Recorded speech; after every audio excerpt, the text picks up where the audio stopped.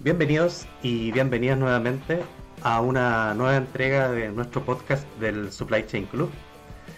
En esta oportunidad tenemos un gran invitado que es Adolfo Toro, quien nos va a contar un poco de su experiencia, de su trayectoria. Nos interesa saber cómo ha sido su evolución desde que partió en Supply Chain hasta donde está hoy. Y nada, pues ahí está Adolfo. ¿Cómo estás, Adolfo?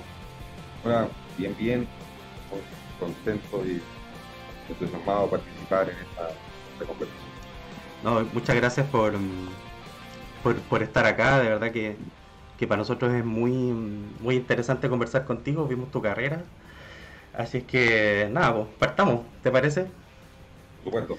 Oye, cuéntanos un poco en lo que estás ahora. Vi ahí que estás con un desafío relativamente nuevo.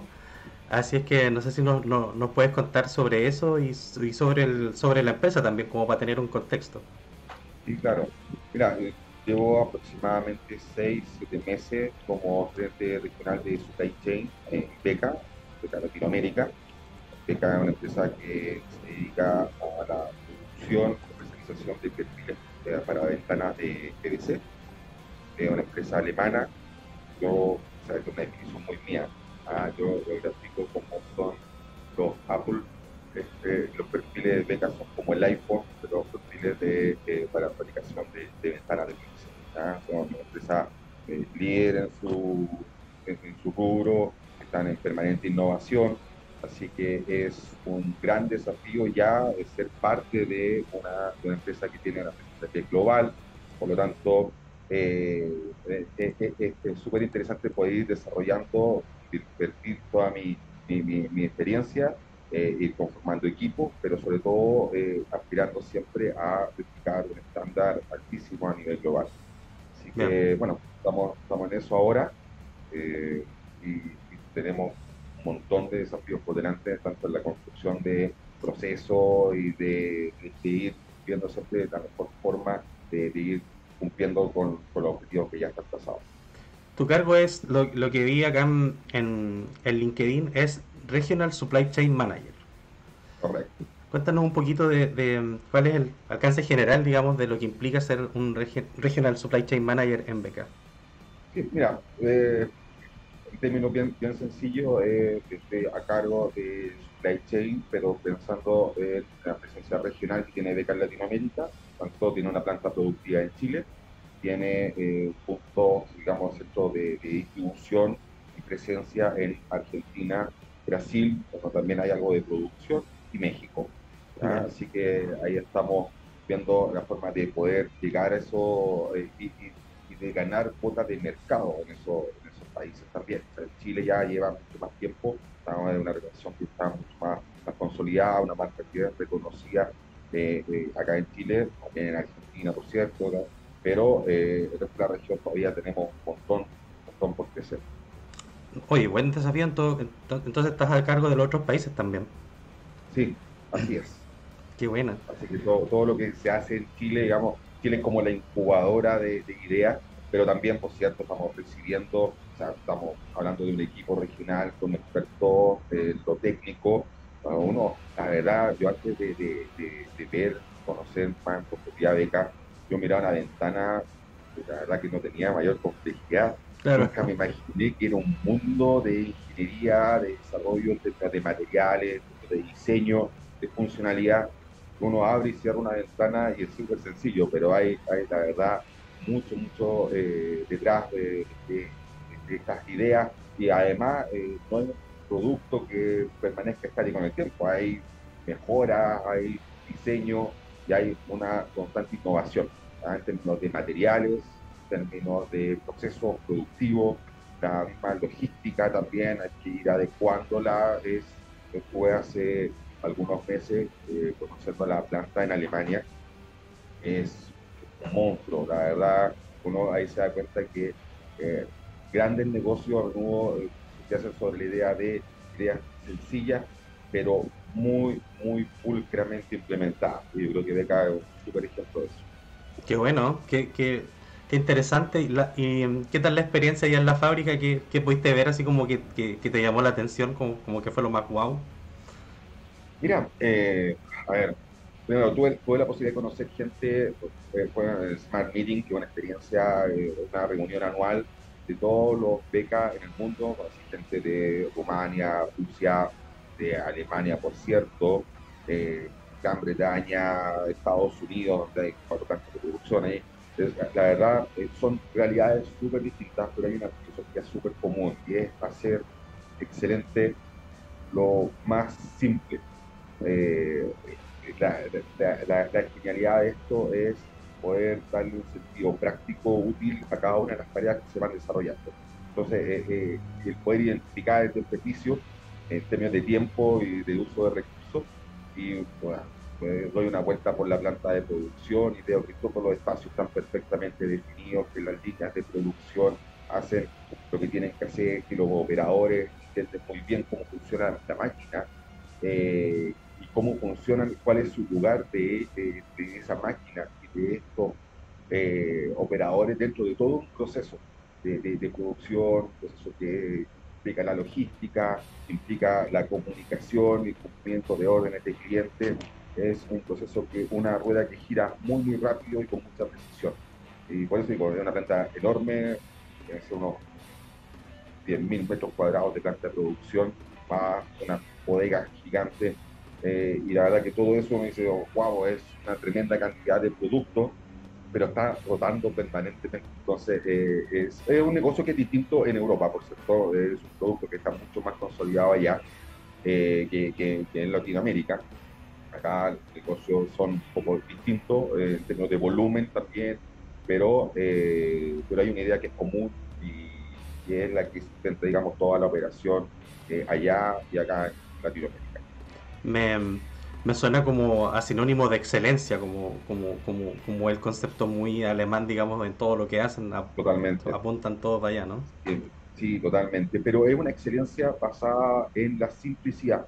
Ya, Yo creo que esa fue la gran sorpresa que yo tuve, que yo imaginaba tecnología o procesos productivos alemanes como altamente complejos.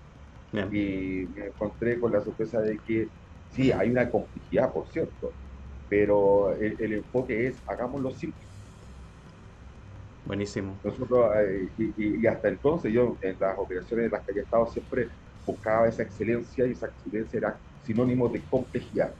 Ya, Y me encontré con la sorpresa de decir, wow, aquí hay mucho que hacer en términos de cómo hacemos, cómo logramos esta excelencia, procurando hacer lo que hacemos bien, pero de una manera más sencilla. me gustó el término, lo encuentro súper interesante porque al final creo yo que también se asocia como a esto que está ahora como la agilidad, ¿no? Hacer todo Sí, ágil, todo claro, simple, ¿cierto? sí. Buenísimo. Oye, cuéntanos un poco cómo está constituido el área donde tú eres líder, si lo que nos puedas contar, pero, quizás hay algo que no nos puede contar. Pero más o menos Sí, cómo es la estructura del área, cuánta gente trabaja ahí, o, o más o menos un poquito, cuéntanos de cómo está compuesta tu área de supply chain. mira, el área de supply chain en Chile tiene básicamente un área de compras, planificación y comercio exterior. Yo Ya, diría que esas son como las tres grandes áreas, ¿ah?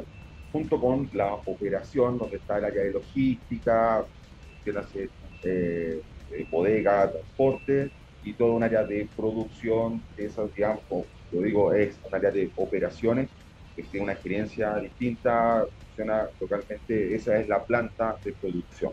¿Ah? bien, Todo el área de supply chain, nuestra misión es poder proveer de eh, información en términos de un plan y de un programa de producción, de abastecimiento, curar un flujo de materiales de una manera eh, constante, pero por sobre todo confiable.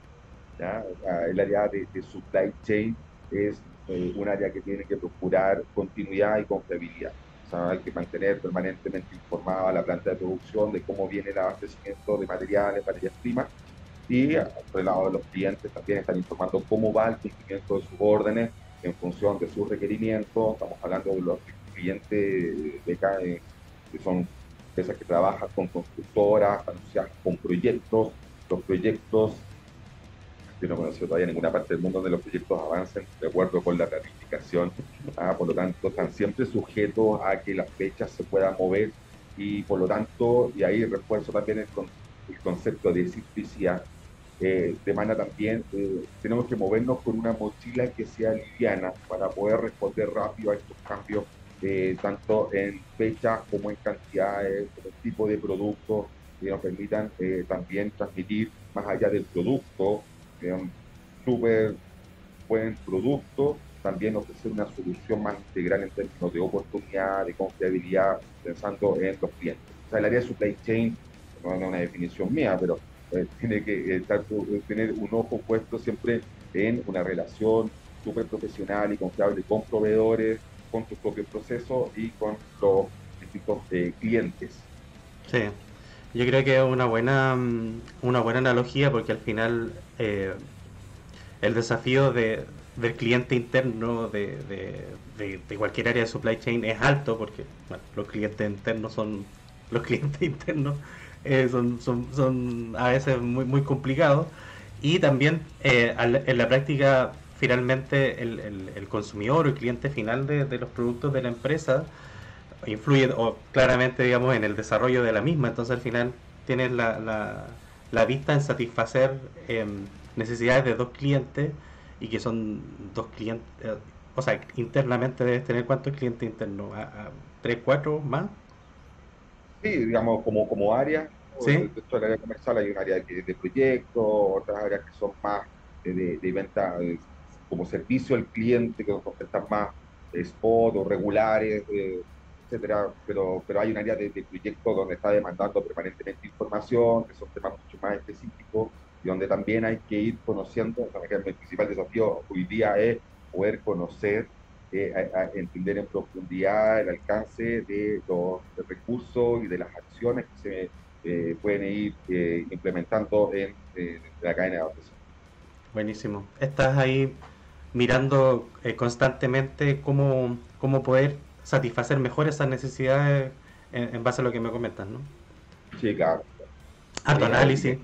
Y anticipando escenarios, porque hoy día lo que pasa en supply chain es que no es una planificación a la vieja usanza, donde uno administraba demandas más o menos previstas con los recursos que sabe que cuenta. Concepto he conversado en otras oportunidades a propósito del tema de pandemia, a propósito incluso, mira, te voy a citar un ejemplo más reciente. Dale, dale.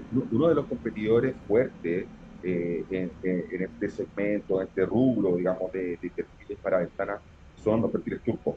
No, Ellos tienen ya, digamos, una calidad menor, pero tienen la tecnología y un know-how respecto del producto que ofrecen. Y uno podrá tener su opinión respecto de la calidad o la oportunidad, pero ahí están. Y si tú, en un contexto habitual, tú dices, bueno, tenemos máquinas, tenemos gente, tenemos una red de distribución, y puede que todo eso funcione impecable, pero viene un terremoto y te deja sin energía, sin vías de comunicación, sin un abastecimiento de materiales y sin gente para operar tus procesos. claro.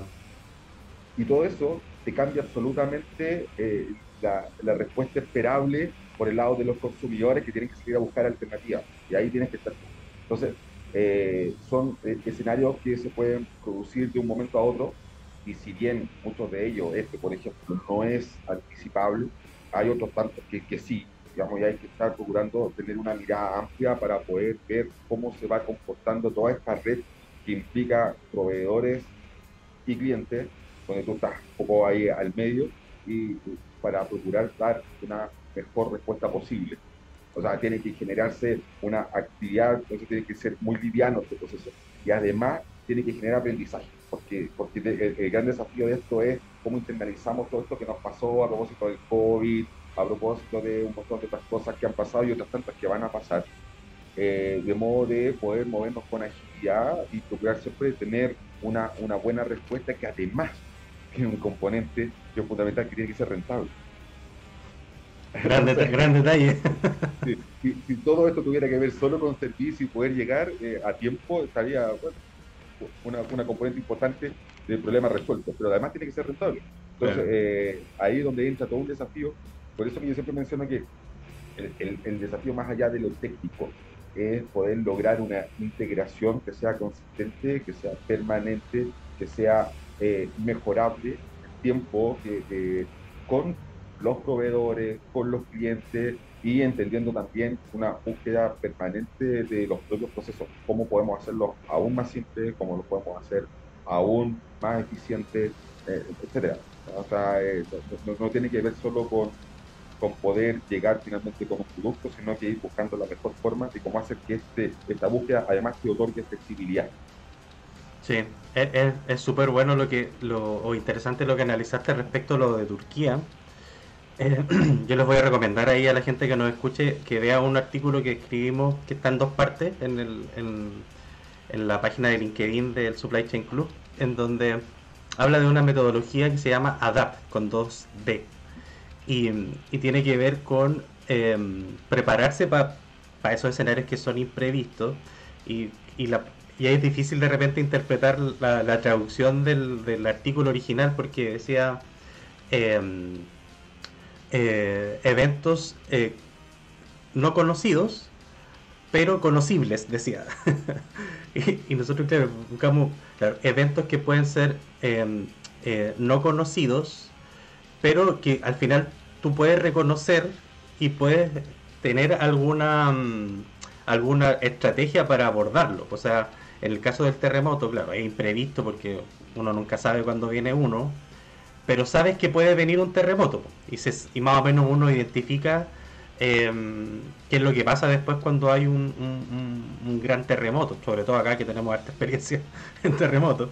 Entonces, claro, te puedes preparar o hacer algo, digamos, ante ese escenario. Ahora, si se te cae la planta completa ya es una cuestión mucho más compleja, digamos, pero claro, pues te daba ahí algunas cosas que yo creo que son interesantes que les puede, digamos, profundizar en esto que hablamos recién. Es un artículo que es muy largo, así que por eso lo dividí en dos. Así es que aprovecho de pasar la publicidad, si alguien lo quiere ver, está ahí disponible en la página del club. Tú recién nombraste la palabra desafío. No sé si lo quisieras como generalizar a nivel de supply chain en general, como tu mirada en general, o el desafío que tienes tú ahora, o tu principal desafío donde estás hoy. Ahí tú eliges, digamos, hacia dónde lo que quieres dirigir la respuesta. Mira, como tengo tan poquito tiempo en beca aún, yo creo que mi respuesta va a tener un poco de ambas cosas, Bien, ¿ya? Porque en el entendido, más o menos, recuperando un poco lo que hemos estado conversando, el gran desafío, a mi entender, del supply chain es cómo podemos, primero, establecer eh, el rol del líder, ¿ah? Dentro del proceso de supply chain. El líder como alguien que te entrega una visión a ver, cuando hablamos de supply chain, hablamos de cadena, sí, una cadena. ¿Ah? Y quiero ir desde lo más básico. O sea, mi función como un componente de esta cadena, como un eslabón más, es que tengo que integrarme con, al menos con el siguiente eslabón y con el anterior. Cualquier cosa que yo hago, ¿ah? Debo decirle a quien me suministra la información o los datos con los que yo voy a operar o voy a tomar alguna decisión. Tengo que procurar que vengan ya eh, predigeridos o que vengan, que sean entregados pensando en el uso que finalmente van a tener. Y de la misma forma, cuando yo genero una solución o una propuesta o entrego un producto o incluso cuando genero un reporte, para mí el reporte es un súper buen ejemplo. Uno pide a un colaborador un reporte y le pueden mandar un Excel maravilloso, pero que nadie entiende, que no te facilita la toma de decisiones. Entonces, lo que hay que entender es que dentro del contexto de supply chain, al menos, ¿ah? Porque yo podría generalizar esto y decir que esto debería ocurrir siempre, pero en el contexto de supply chain, yo lo rescato que los colaboradores de mi equipo tienen que entregar información y tienen que requerirla a quienes les suministran datos para que finalmente sea más sencillo poder tomar soluciones. Porque eso genera valor. Lo Claro, otro es solo datos, solo planillas, son tablas y pueden estar maravillosamente graficadas, pero van a seguir siendo solo un Excel o un reporte o un informe. No tienen que procurar tener. Entonces, el poder transmitir este sentido de propósito detrás del supply chain es requisito fundamental del líder. Entonces, hoy día yo creo que los principales desafíos de supply chain, pero no te voy a hablar de las herramientas que están disponibles. O sea, hoy día tenemos herramientas súper sofisticadas y todos los días aparece algo nuevo y siempre es mejor que lo que estaba. claro. Pero, eh, pero yo creo que el gran desafío es poder transmitir este sentido de propósito con un alto componente de disciplina. Y menciono ambas cosas porque se trata de un comportamiento educativo que tiene que ser sostenido. O sea, no sirve un líder que esté solo entregando una visión de largo plazo sin estar enfocado también en cómo están ocurriendo las cosas hoy día. Cuál es el programa de esta semana, cuáles son los avances, cuáles son las complicaciones a las que nos podemos ver enfrentados. Y hay que estar involucrados. Por lo tanto, yo creo que el desafío, tanto hoy día para mí, dentro de la organización en la que estoy, como en general, pensando en supply chain, un proceso ya más conocido, digamos, más divulgado, es parecer liderazgo que sea objetivo, que tenga un alto nivel de compromiso y que pueda transmitir este sentido de propósito. O sea, yo tuve la oportunidad de trabajar, digo, fue una gran oportunidad porque la verdad demandó de mí un reaprendizaje prácticamente completo. Trabajé en una empresa que estuvo dando soporte en toda la época de pandemia al Ministerio de Salud, cuando no tenía idea de los tiempos de respuesta que iban a tener distintos proveedores en Europa o en China. No tenía idea cuáles eran las rutas de transporte que podía tener, porque la verdad que había una completa incertidumbre en términos de tiempos y de costos. Y sin embargo, tuve que hacerlo. Y lo logramos. Y lo logré no solo, lo logré con los colaboradores de mi equipo, lo logré con mis proveedores, con Quarter, lo logramos, ¿ah? Porque mantuvimos un sentido de propósito que en ese momento era más fácil de identificar, porque estábamos hablando de lo que sabe la gente enferma que estaba requiriendo equipamiento, un ventilador mecánico. Entonces, wow, eso, ¿cómo no te puede mover? Sí, En el día a día, la verdad es que tenemos pandemias que son más chicas, tenemos motivaciones que son más de corto plazo, pero tenemos un propósito. Y yo creo que eso es lo que hay que mantener. Yo creo que una vez ya logrado entrenar un equipo detrás de un propósito, el rol del líder es poder mantener el equipo alineado con propósitos nuevos, ¿ah? Pero que tienen que estar. O sea, no es solo entregar un producto, no es solo cumplir una fecha, es finalmente lograr un propósito. Como área hay que ir renovando, hay que ir actualizando, pero hay que mantenerlo siempre presente y explícito. sí, yo me quiero quedar un poco con el tema del propósito. Hace poquito tiempo estuve viendo este tema de visión, ¿verdad? Visión, misión, valores y eso que está como construido hace mucho tiempo en la parte de management, digamos. Y, y apareció el tema propósito como algo que era inclusive mucho más poderoso que esto, que no deja de ser, digamos, importante porque está como en la génesis de un negocio o de un proyecto. Pero la parte propósito tenía que ver mucho con el why, ¿cierto? El por qué. ¿Por qué hacemos todo esto?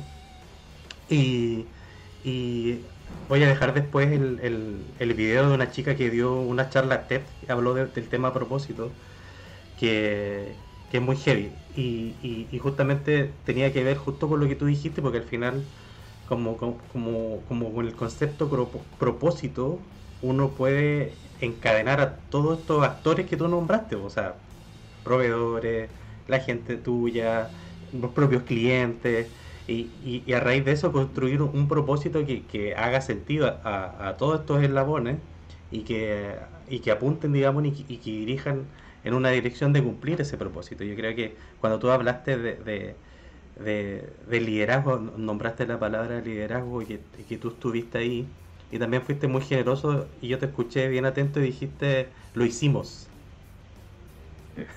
Dijiste, lo hicimos. Es lindo. No dijiste, lo hice. Entonces eso también es algo que creo yo que, que todos estas articuladores o estas articulaciones que tú hiciste en ese proyecto agradecen, porque al final es como lo hicimos, es distinto oye, esto fue gracias a mí. ¿Cachai? No, claro, lo que pasa es que las tareas eh, relevantes, las realmente importantes, difícilmente son realizadas por una sola persona. O sea, yo Claro, recuerdo con mucho cariño cuando yo me muevo, digamos, a este nuevo trabajo. Eh, Antes, y recordando un poco lo que habíamos hecho durante ese año, último año, digamos, con el tema de pandemia, mandé una carta de agradecimiento por el aprendizaje, porque fueron muy generosos en términos de entregar eh, formas de poder abordar un problema, poder contribuir una solución más allá de ser un artífice o alguien que ejecutaba cierta tarea, que fue la agencia de aduana con la que yo trabajé. Y lo mandé a Pedro, una, una carta muy breve, pero muy sentida, digamos, yo de verdad todavía me emociono porque uno empieza a ver en retrospectiva el alcance del trabajo que se hizo, la verdad que es algo para llenarse de orgullo.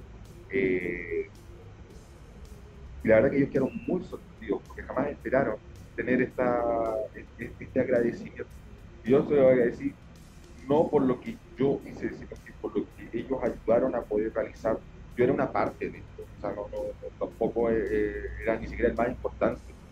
Yo estaba comprometido con querer cumplir con este propósito, pero ellos me ayudaron y ellos se alinearon, incluso siendo externos a la compañía. Ellos se alinearon con este propósito y ellos estaban tan comprometidos, trabajamos hasta tarde muchas veces, hicimos cosas que yo no creí que eran posibles, que se pudieran hacer, en una integración por el embarcador, o sea, imagínate, es algo que yo no había visto nunca antes y no volví a ver jamás después. Y ellos estuvieron ahí. Y eso para mí generó también, o sea, yo siempre cito dentro de los ejemplos de liderazgo, el caso del CID. El CID lideró su última batalla estando muerto, montado en su caballo, muerto, pero era una figura que inspiraba tanto a sus tropas que lo siguieron. Yo no aspiro a tanto, la verdad, pero ese es mi vector, o sea, yo espero poder a través de tareas que sean sencillas, de que sean permanentes, que sean consistentes, también poder generar esta inspiración y generar este diálogo, ¿ah? Porque tampoco hoy día podemos hablar de estos líderes impolutos. ¿Ah? El liderazgo es algo que también se va construyendo desde la humildad y cuesta cuando uno habla de grandes objetivos ser humilde. Por eso que es importante también generar esta conversación con los equipos y poder ir entendiendo también cuáles son sus dinámicas, cuáles son sus motivaciones para poder alinearlas con este propósito. Entonces, como te mencionaba, para mí el tema de la técnica es muy importante. Nunca podría menospreciar el valor del dogma dentro de toda esta tarea que es muy técnica, pero también hay un componente que es más humano, más blando, muchos externos no les gusta hablar de habilidades blandas, pero son es un tipo de habilidades distintas que hay que ir pudiendo y desarrollando hoy día más que antes. Porque hoy día la manera de hacer la diferencia, para redondear un poco el concepto del desafío, la manera de hacer la diferencia es con la gente, no es con la máquina, no es con el proceso y no es con esta inteligencia artificial y con estas máquinas y estos sistemas de aprendizaje. Es con la gente. Y es con gente comprometida que entiende por qué está haciendo lo que hace y con un líder que es capaz de entender por qué se levantan temprano, por qué van a trabajar y qué hacen las cosas de la manera que las hacen, entendiendo que siempre van a procurar hacerlo de la mejor manera posible. buenísimo. Yo creo que es una muy buena reflexión y está en línea también con lo que con lo que están apuntando las empresas, ¿verdad? Como, viste que, que siempre cambian estos paradigmas de los negocios, van cambiando con el tiempo. Cliente al centro, que a veces, no sé, hay empresas que dicen que tienen cliente al centro, a veces no está tan al centro.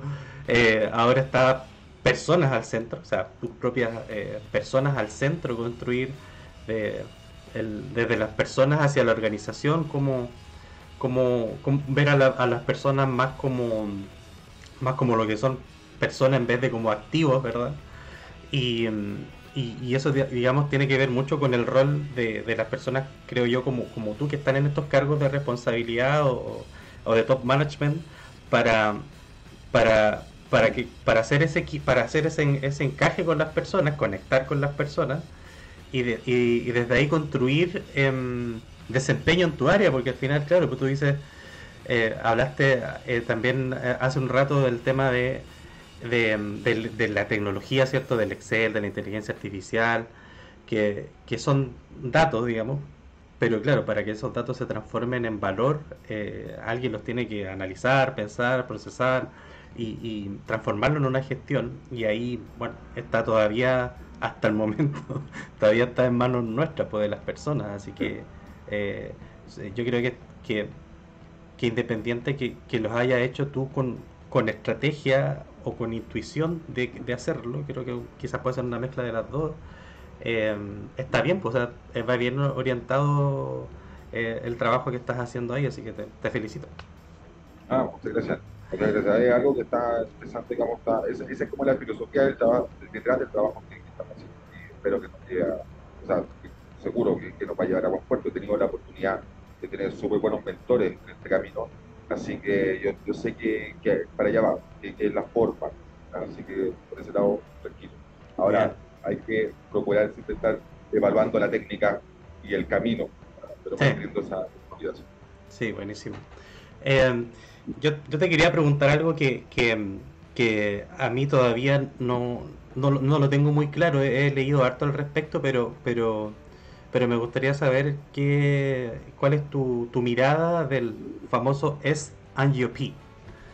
Si nos pudieras contar un poco más respecto de ese concepto, cómo lo ves tú y cómo lo has cómo lo has visto en el desarrollo de tu carrera y por qué crees que es como tan importante de que las personas que están en el mundo, en el rubro del supply chain management, lo puedan entender mejor.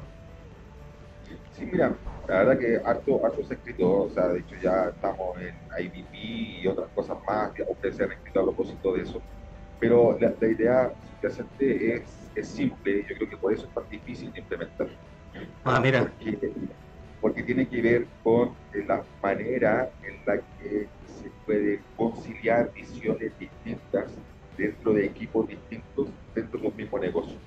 O sea, tenemos comerciales que quieren venderlo todo, para eso necesitan de todo, mucho.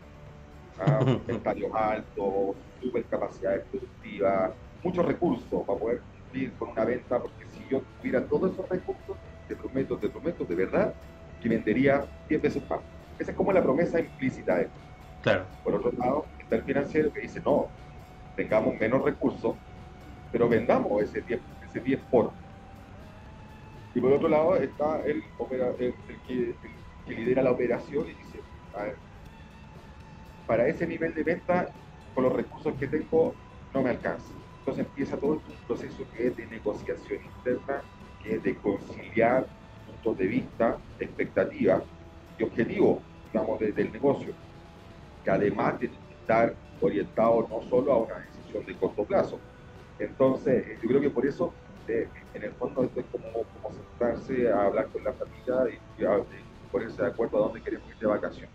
O sea, hay un Ah, tema de presupuesto, hay un tema de qué es lo que tenemos que hacer para lograr ese objetivo. Y en definitiva, pues digo, es simple, pero es complejo. Es complejo porque al mismo tiempo tiene que ver con cuál es la proyección que puede tener un negocio. ¿Ya? Yo creo que el resultado de mediano y largo plazo tiene que ver con la habilidad que tenga este equipo, y para eso es súper importante la presencia de este conciliador, que si tiene que ser un conciliador que entienda la complejidad de este negocio y que además pueda ofrecer confiabilidad a la distintas partes que están interviniendo en esta discusión. De discusiones que a menudo suelen ser acaloradas y que empiezan a bajar en intensidad en la medida de que esta confianza en términos de poder hacer tu máximo esfuerzo empieza a hacerse patente dentro de la conversación. ¿Ya? Así que eso, digamos, en términos de lo más soft de este proceso. Ahora, sin duda, hay un proceso que es de planificación de demanda, que a mi entender, yo creo que es uno de los procesos fundamentales. ¿Ah? Entender la demanda significa que además yo puedo establecer que tal vez no pueda cumplir con esa expectativa hoy día, probablemente no en los próximos 6 meses, pero si yo tengo claro cuál es la demanda, puedo generar cambios en mi organización para poder impulsar un crecimiento que me permita ofrecer algo más o algo mejor a esa demanda que ya empiezo a conocer cómo se comporta. Es un proceso que a menudo está en manos de gente que me entiende muy bien, que está más orientada en el podcast que en el negocio, pero que aportar lo suyo. El proceso del podcast, mira, puede ser terminar siendo una profesión día. Y por eso digo, pueden tener supermodelos de podcast que predicen con mucha precisión el futuro, pero que dejan de lado entender o visualizar qué parte del negocio se perdió o se ha perdido siempre porque no hemos sido capaces de abastecer esa parte de la demanda. Entonces, digo, el concepto de planificar y administrar la demanda es mucho más amplio que un modelo o la selección de modelos predictivos de esa demanda. Uno predice cosas del pasado, ya tengo, ese es el gran componente que genera disonancia con los equipos comerciales y están pensando en la demanda no cubierta, en el crecimiento.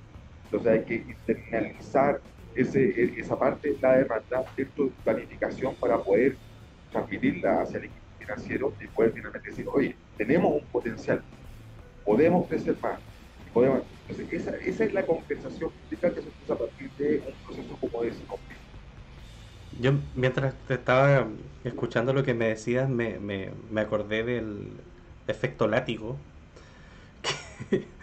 que es un poco algo que me interesó mucho de ver y de analizar, porque al final hacer la predicción así al callo es compleja cuando, no sé, pues de repente estás, no sé, 3, 4 eslabones lejos de la demanda, pues, porque a veces como fabricante está obviamente los distribuidores, la tienda, o la que le vende finalmente al cliente, y a veces esa demanda que se ve ahí en esos eslabones hacia adelante, digamos, tiene que ver con factores que quizás no es porque aumentó la demanda del mercado, pues era otra cosa que pasó, que no sé, se escuchó de que, no sé, por ejemplo, lo que tú hablabas de Turquía, pues.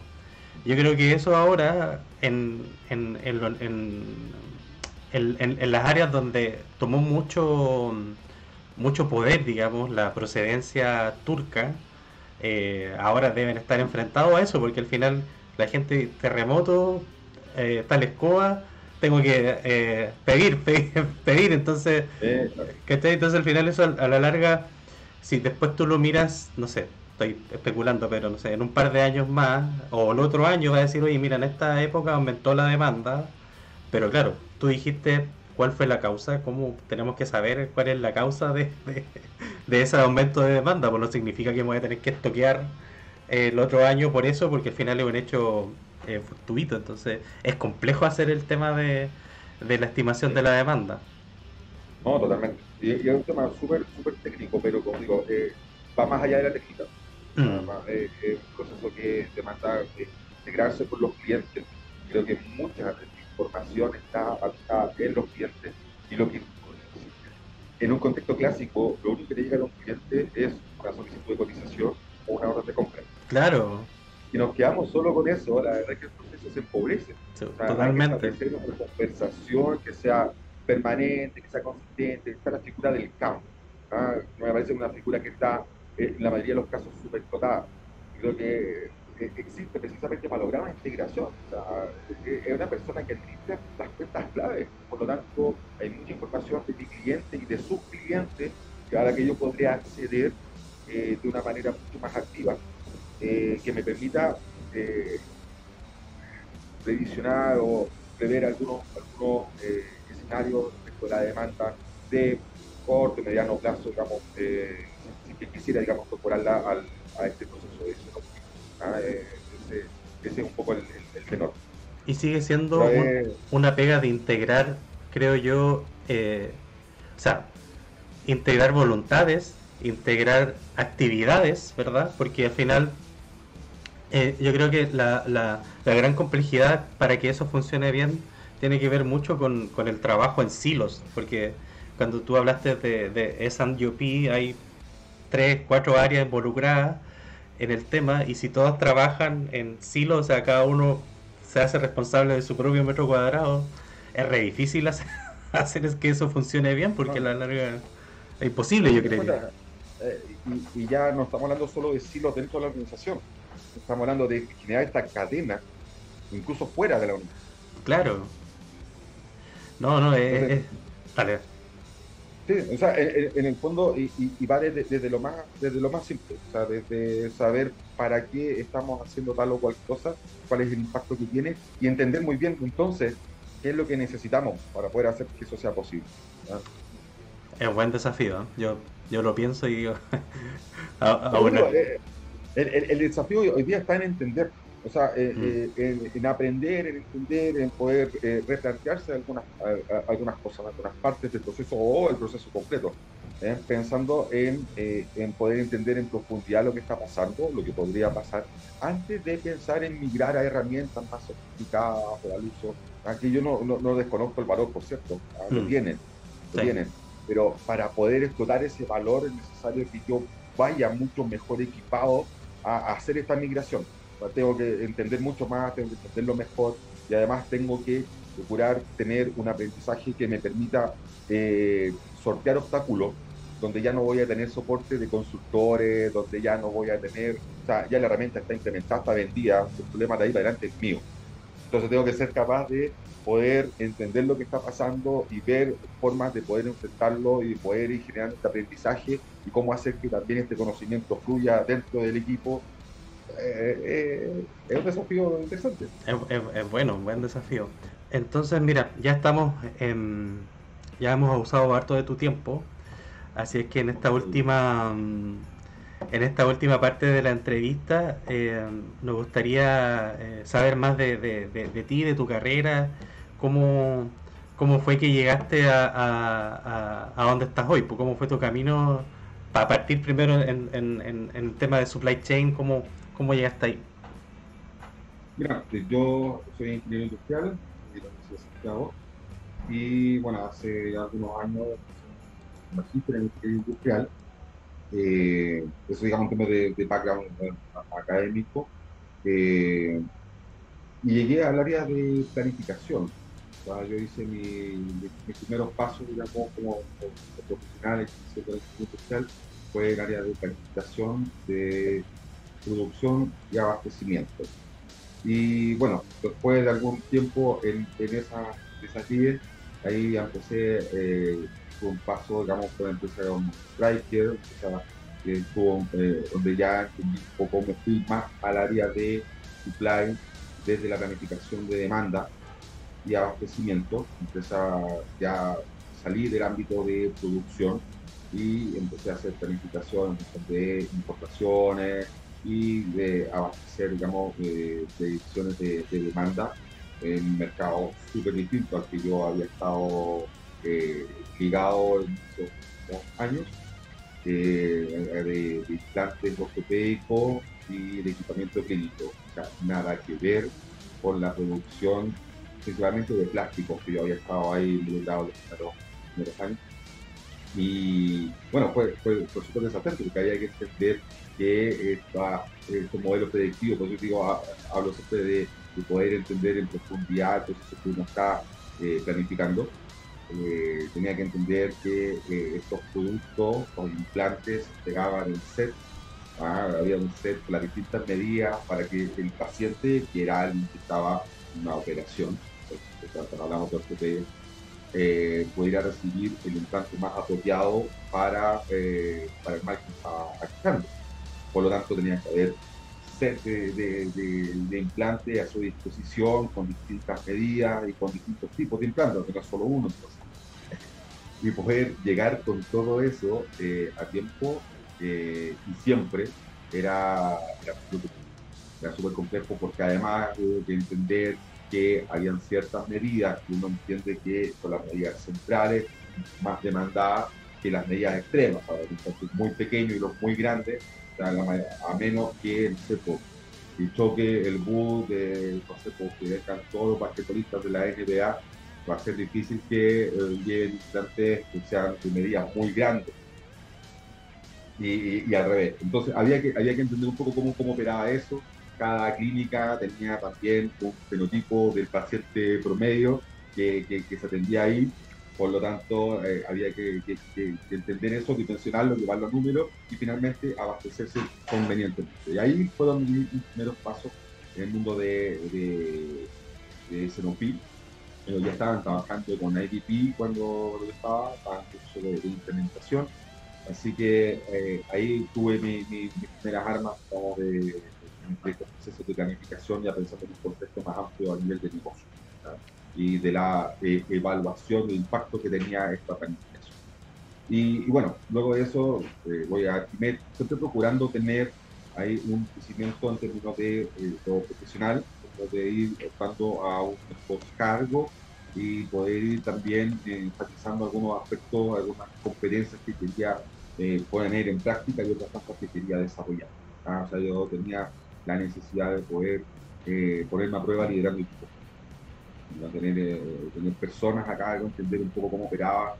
Eh, Mi señora me dijo una de las frases más notables que yo haya escuchado nunca en términos de liderazgo y me marcó. Yo siempre se lo reconozco. Dijo, no seas el jefe que tú quieres, que te gustaría haber tenido. Ah, mira. Y cuando me dijo eso me voló la cabeza, porque yo, la verdad que siempre pensé que la forma de ser un buen jefe es haber sido el jefe que me habría gustado tener a mí. Ya. ¿Ah? Para mí tenía mucho sentido, pero la verdad que cada persona es distinta, sus motivaciones son distintas, sus aspiraciones también. Y no todo el mundo quiere lograr lo mismo. ¿Ah? Entonces, en el fondo había que desarrollar ahí un liderazgo que fuera más situacional. Y fue un desafío. Me tomó harto tiempo entenderlo, me tomó harto tiempo aprenderlo y otro tanto más ponerlo en práctica. Así que, pero bueno, ese fue mi motor, digamos, que me impulsó a poder buscar otras opciones de desarrollo.